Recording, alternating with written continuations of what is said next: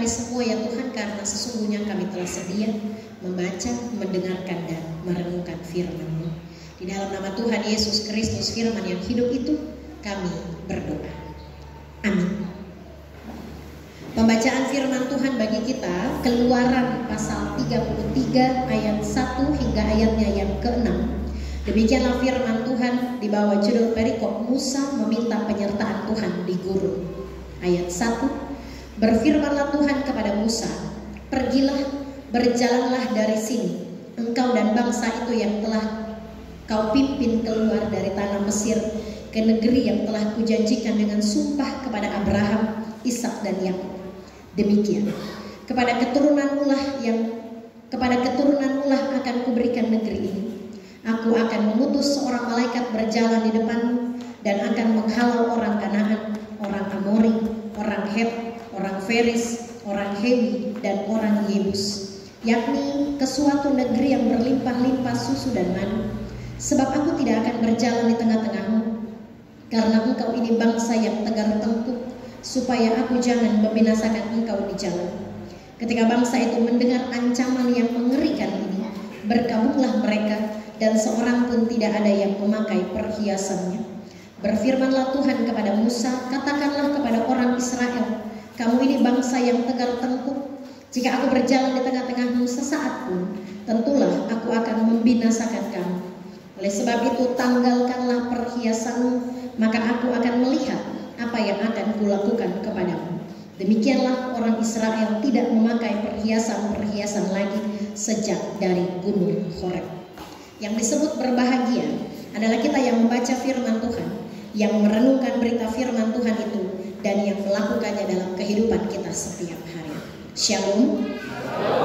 Persekutuan jemaat yang terkasih dan diberkati Tuhan, senang rasanya kita boleh berjumpa kembali dalam suasana sukacita minggu yang pertama di bulan November tahun pelayanan 2023. Tidak terasa ini adalah bulan yang ke-11 dari tahun 2023. Puji dan syukur kita persembahkan kepada Tuhan, kita semua sehat, kuat, punya kehidupan, berkat pekerjaan dan rumah tangga yang diberkati Tuhan, sehingga sampai di penghujung 2023 kasih dan pertolongan Tuhan terus nyata dalam perjalanan kehidupan kita.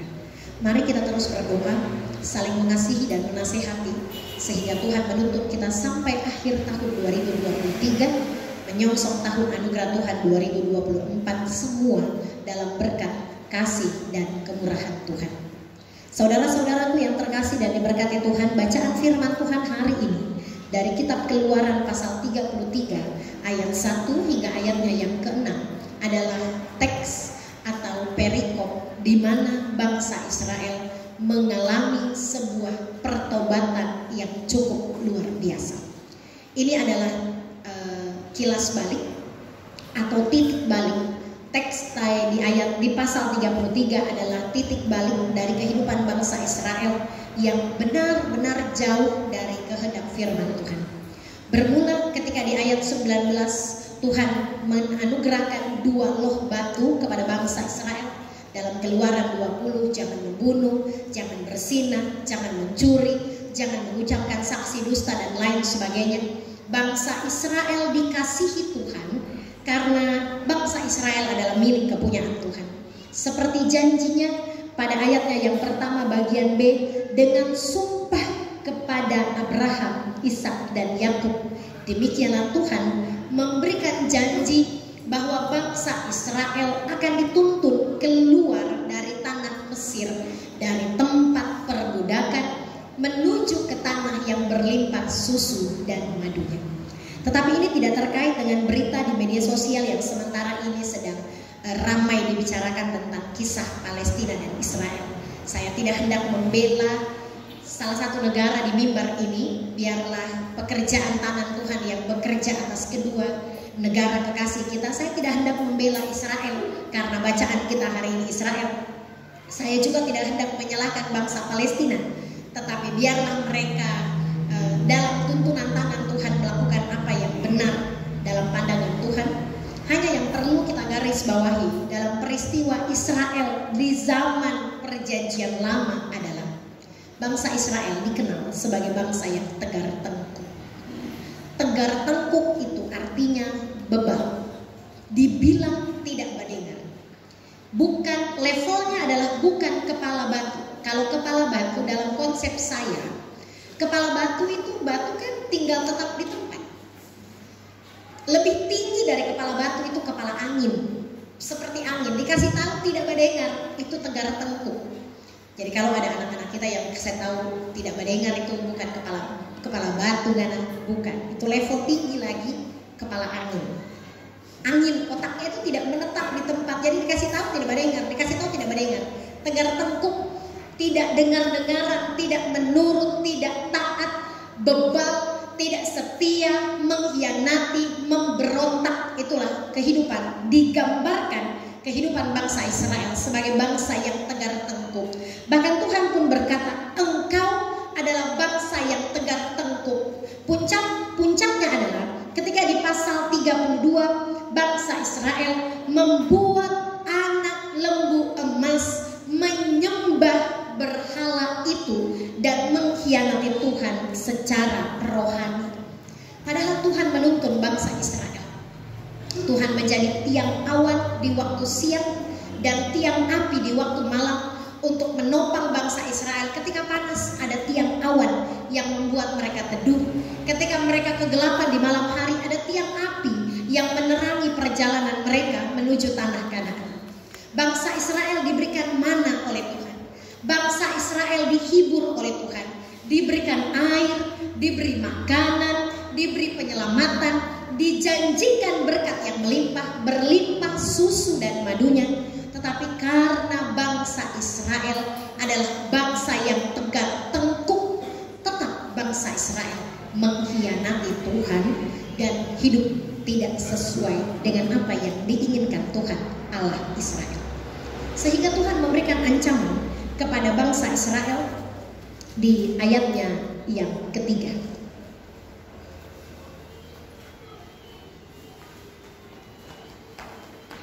Ayatnya yang ketiga, bagian B, sebab aku tidak akan berjalan di tengah-tengahmu.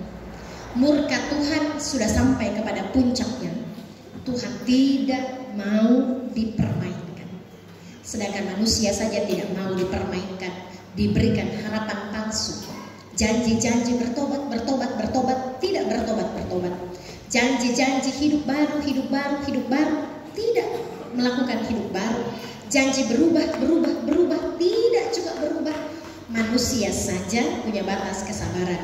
Murka Tuhan memuncak pada saat itu dan Tuhan berkata, aku tidak akan lagi berjalan di tengah-tengah bangsa Israel. Tuhan mengancam dan menyatakan murkanya kepada bangsa Israel. Ini pelajaran penting bagi kita Bapak dan Ibu jemaat Tuhan. Kalau resolusi kita dari tahun 2023 Januari, kita mau berubah Tuhan, sudahkah Bapak Ibu berubah sampai awal November ini? Jangan sampai Tuhan berkata, aku tidak akan menyertai engkau lagi. Kalau Bapak dan Ibu janji, oh Tuhan saya mau setia melayani Tuhan, sampai di akhir November ini kita masih saja mengingkari janji kita, tegar tengkuk, bebal, tidak menurut, tidak taat kepada Tuhan, tidak dengar-dengaran kepada Tuhan, tidak setia melakukan kebenaran firman Tuhan, Tuhan akan berkata, aku tidak akan berjalan lagi di depan. Bayangkan kalau Tuhan tidak berjalan bersama dengan kita, apa jadinya kehidupan ini? Kalau Tuhan mengangkat anugerahnya bagi kita, apa jadinya hidup ini? Kalau Tuhan mencabut nyawa kita, apa gunanya kehidupan kita? Berlimpah susu dan madu, berlimpah kekayaan, tetapi tanpa penyertaan Tuhan, maka sia-sialah perjalanan kehidupan kita. Sehingga benarlah dalam kitab Keluaran berkata bahwa bukan karena jasa-jasa kita Tuhan menganugerahkan berkat, umur yang panjang, kesehatan dan kekuatan yang melimpah-limpah dalam kehidupan kita, tetapi semua terjadi karena anugerah, berkat, pertolongan dan sukacita yang Tuhan nyatakan dan anugerahkan dalam kehidupan kita. Saudara-saudara, bukan karena kehebatan kita Tuhan menganugerahkan berkat, tetapi karena janji Tuhan menganugerahkan kita kehidupan yang berkenan kepada Tuhan. Mengapa Tuhan Allah masih memberkati bangsa Israel? Karena Tuhan Allah adalah pribadi yang sekali berjanji dia tidak akan mengingkari ucapannya. Sehingga di ayatnya yang pasal 33 ayatnya yang pertama, dengan yang telah kujanjikan dengan sumpah kepada Abraham, Ishak dan Yakub, demikianlah kepada keturunanmu lah akan kuberikan negeri ini. Manusia berpotensi untuk berdosa dan manusia berpotensi untuk mengingkari janjinya. Sehingga jangan terlalu percaya dengan perkataan orang. Tidak semua yang dikatakan orang itu benar terhadap kita. Tidak semua tepukan tangan itu untuk tujuan yang baik. Ada orang yang berkata sesuatu kepada kita, tetapi maksud dan tujuannya adalah tidak benar-benar kepada kita. Seperti istilahnya, manusia pasti akan mengingkari karena manusia bukan Tuhan. Tuhan tidak akan pernah mengingkari janjinya. Sekali dia berjanji untuk menganugerahkan tempat negeri yang berlimpah susu dan madunya, Tuhan pasti akan menganugerahkan itu kepada bangsa Israel. Dalam ancaman itu, bangsa Israel bersedih, berkabung, dan di ayatnya yang keempat, ketika bangsa itu mendengar ancaman yang mengerikan ini, berkabunglah mereka, dan seorang pun tidak ada yang memakai perhiasannya. Ayat 6, demikianlah orang Israel tidak memakai perhiasan-perhiasan lagi sejak dari Gunung Horeb. Perhiasan itu bermulai ketika mereka membuat anak lembu emas dan mereka menyembah itu. Perhiasan bukan perhiasan yang dimaksud dalam untayan tangan, kalung, anting dan lain sebagainya.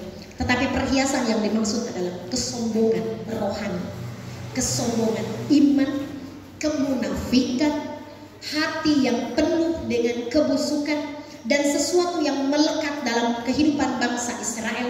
Itulah yang diminta oleh Tuhan. Tanggalkanlah perhiasanmu, maka aku akan menyertai engkau. Ayatnya yang kelima. Oleh sebab itu, ayat 5 bagian akhir, oleh sebab itu tanggalkanlah perhiasanmu, maka aku akan melihat apa yang akan aku lakukan kepadamu. Tuhan akan mengangkat murkanya kembali menuntun bangsa Israel, asalkan tanggalkanlah perhiasannya.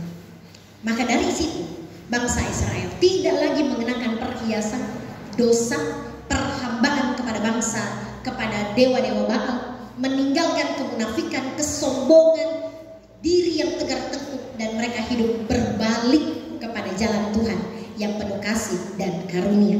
Dan Tuhan kembali menuntun, menyertai dan memberkati Israel, bukan karena bangsa Israel menanggalkan perhiasannya, karena janji Tuhan berlaku dalam kehidupan bangsa Israel. Pesan firman Tuhan bagi kita Bapak dan Ibu saat ini, sudahkah kita sadar? Ayo sadar, ayo bangun dari kebobrokan iman kita. Jangan terus-terusan menggunakan perhiasan-perhiasan dunia. Jangan terus-terusan hidup dalam dosa.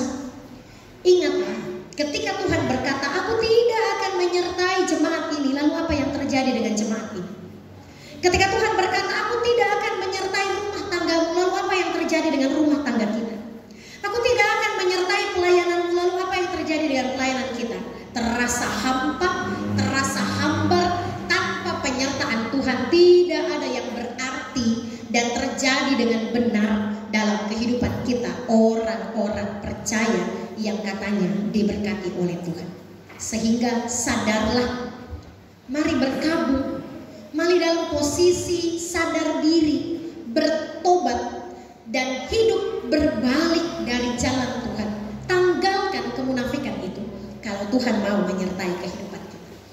Tanggalkan kesombongan iman itu kalau Tuhan mau menyertai perjalanan hidup kita.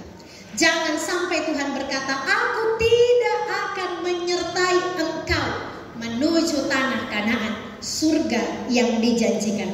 Maka jerih payah kita, perjuangan kita, pelayanan kita dengan air mata dan darah tidak akan berarti tanpa tangan Tuhan.